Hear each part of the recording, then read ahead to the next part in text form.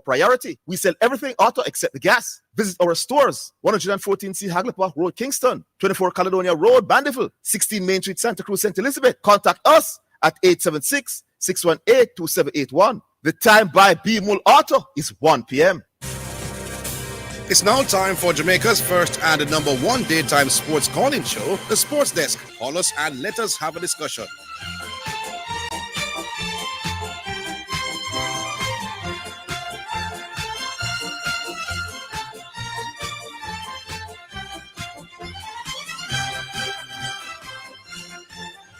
All right, then greetings and salutations and welcome once again to the Sports Desk. The name is Orville. The name is Christopher Zidane Mathis. Good afternoon to you and good afternoon to the listeners.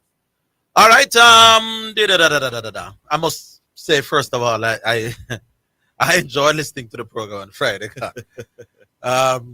When you are not in studio, you hear the show. I understand why people are addicted to the show. No, I always know it. Yeah, it's a little bit different when you're on the inside. As when you're on the outside. I was traveling down to Runaway Bay Friday, and there were pockets when you're not hear the show. Yeah. And at different points while driving, I wanted to stop to try and pick up the good part. Yes. But I hear you the people about the Walter Boy thing, brother. I win that argument so easily. It's unbelievable, Yeah. And as the people getting upset about it. I don't know why. But I can't believe people don't know what an interview is, though.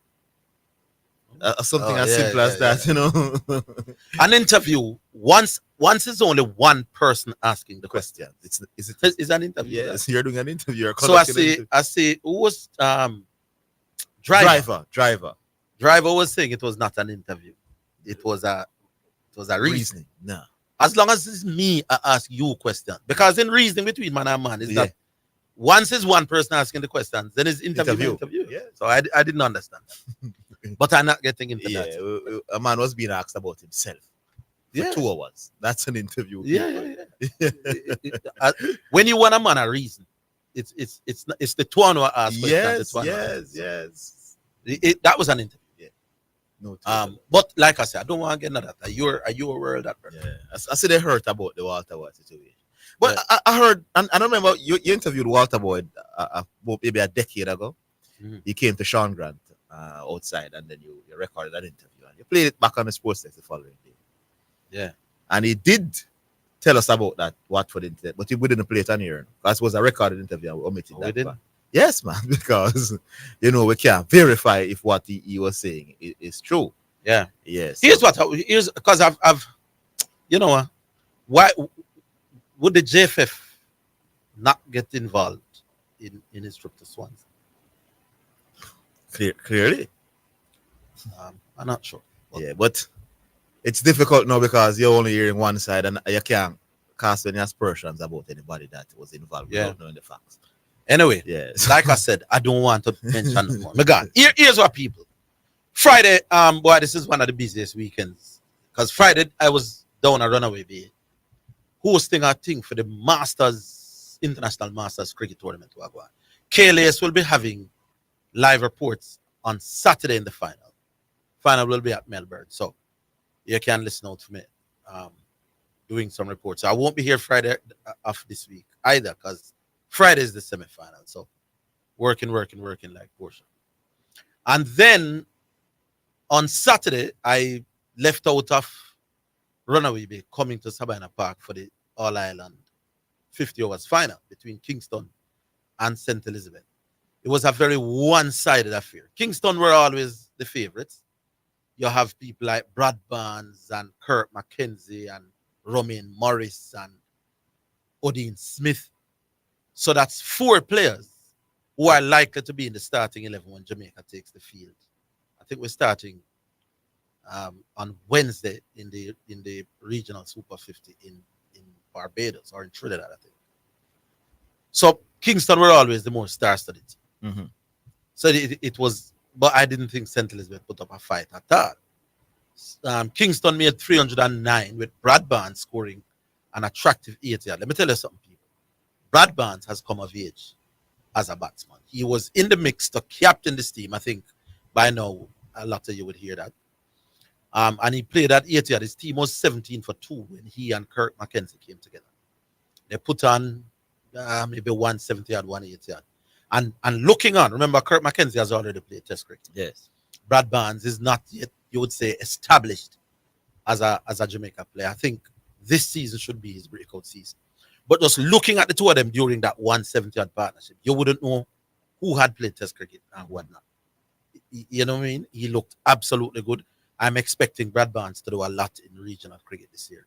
And apart from the fact that he's a solid middle order batsman, he's also the premier off spinner in the team. That is there as well. So let's hope that that obvious potential is brought to the fore in regional cricket this starting Wednesday. Indeed. Wednesday Uh, start? Wednesday, the Wednesday regional cricket. Super 50 start. Jamaica first game is when? I think the tournament starts tomorrow. Tomorrow is the 29th, right? Yes. But I think we don't play until the day after. But I'll get the fixtures and thing. I think I saw somewhere LeBron James was the first man. Did I read right? Guys, early this morning I just couldn't sleep. Where LeBron James is the first man to score 15 points, 5 assists, 5 rebounds in 1 quarter.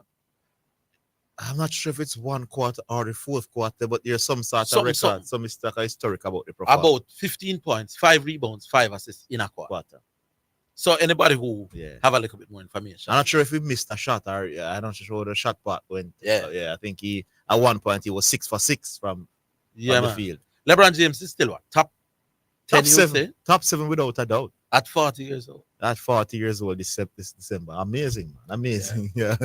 And I see we're Jasford Gabriel, my brethren down in Manchester. Yeah, he's so wrong. Coming hard at Wellington. No, he's so wrong about it. What you make of it? All right. And I said this before. I agree that the rule is unfair. Right? I don't think a team who finishes second in their group should get 2 games while others at home, while others only get 1. Yeah. I think if I said the top teams get 2 games because they won their group, fine. That's logical. You're giving somebody who performed well an advantage. So you work for it. So, but everybody else comes second. You must find 1 game each and then the other on a neutral ground. I agree with that. Mm-hmm. So that is clear. Now, the fact that you were aware of the rule prior to the start of the season, then any argument being put forward now is not credible. If you saw the schedule, you saw where the games would because that is outlined from August according to the ISA president. Yeah. Then if you're a principal now, so you must bright. When you look at the schedule and you realize that wait, if me come second or me come whatever. What did the rule state specifically? If like let's put it out.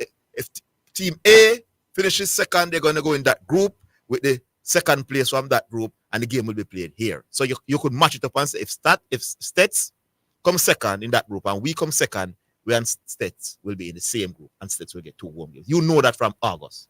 Why would Stets get 2 home games? I don't. Why would that group get the second place winner in that group get 2 home games? It's not that group alone, you know. Some other group has some other groups. All right. So the question is, why would some groups? That is a good question. Some second place winner in some groups get 2 and some get don't. 2 and some don't. And that's why I'm saying I don't agree with the rule. I think it's unfair. Right. But Mr. Gabriel should have hit out from this when he get the fixture at August and say, listen, me not agree with this. So the adjustment could have been made. Yeah. Now, people have said the rule could have changed. Now, in the middle of the season, it can't do that. No, that's when you would appear biased. So, it's because all of a sudden, every year States get them home game. Now. All of a sudden, because they're going to face Manchester now, you change it and change the venue. You know something that somebody whispered to me when the article first came out. A lot of the big Headley Cup finals and semi-finals. I played at Manchester High. Played at Manchester. Oh, not neutral venue. Manchester, the Headley Cup final last year against Mady. Yes. Wasn't it played at Manchester? Yeah, but based on the rules, it ended up playing at Manchester. Yeah. And it benefit Manchester. And I'm saying, why did you realize that? Yeah. I was in Alica Circle and I said, well, and Mr. Gabriel is a man that I have total respect for. Yeah. When I used to be at college, he was a teacher at Clarendon College. Mm-hmm. So I know Mr. G from long time. Could have played cricket too, you know? Yes. And he and I would have played a lot of cricket together. But I'm saying, while I understand the concern about giving Stets an advantage in football, I'm saying that a lot of highly important cricket matches, including final and semi-final, Finals are played would have been played at Manchester. involving Manchester. Involving Manchester. Oh wow, Think about that. wow. And I'm sure that is so because the rules are that Manchester is one of the better grounds in Yes. that part of the Yeah, country. for cricket. So we're gonna So, play the semi-final. One could argue that states or the other schools could have argued the very same thing that Mr. Gabriel is arguing. No. Oh yeah. Why is Manchester getting games in the Headley Cup? Find a neutral? The argument. Find a neutral ground. Yeah. So you on the face of it, Convenient. them what them say. What there's a Jamaican saying, the same knife will stick sheep, stick goat, or something. I don't know if it is the appropriate thing, but it just seems to me that if you agree that Stets is getting an advantage now, then clearly Manchester would have had some advantages Yes. in the Headley Cup cricket over the years. I'm almost sure last year's final against Namibia didn't play in the final and won. It was at Manchester. Yeah. So it depends on how you want to look at it. But I would want to know on what basis does some second place teams get to play 2 home games and some do not. What's the rationale for that? All right, 676-6896. So that's 876 is the area code. And it's 676-6968. 676-6968. So you can start with the early ball a roll. We go online. All right. So you may do so just about now. I'm not hearing myself so great in other headphone from out there. Or unless my hearing not as great as And mine is perfect. Oh, your Yeah, yes. I don't know what happened to my one. Yeah. I think there's a what they call it Yeah. on this Like this a thing. shots in the song. All right, so you decide who is going to be the early bird. 676-6968. Schoolboy football. In the Oh yes, man- you know, I don't remember the caller's name. Him call me and ask me, oh, me not big up Calabar the other day. I'm telling him say Calabar. Now come out of the group, but Calabar held Jamaica College to a 3-3 draw in the first game Yeah. of that group. That was one of the interesting score lines over the weekend, boy. I tell you, 3-all. But I'm understanding that Jamaica College #1 goalkeeper was out injured. And then also Dylan John, who was the best overall player, was away on trial. So maybe they should be back for the other game. So maybe that could play a part in it as well. But some interesting results going on in both the Manning and the Costa Cup now. And I say Glenmuir blowing away didn't tell boy Glenmuir look out of class. I tell Bull say Glenmuir out of class. He came on. I said they lose last 2 games. I think those games they fooled around with the starting lineup and thing, and they didn't take them as serious as they wanted to, or they usually do, and I think that's why they lost those games. But they're going to be very, very difficult to beat also. So right now, Glenmuir look out of class from my perspective. And the next best thing for me actually is a school that went to surprise everybody and got to a finals 2 years ago, and they have emerged this year and they look really good. That is Central High School.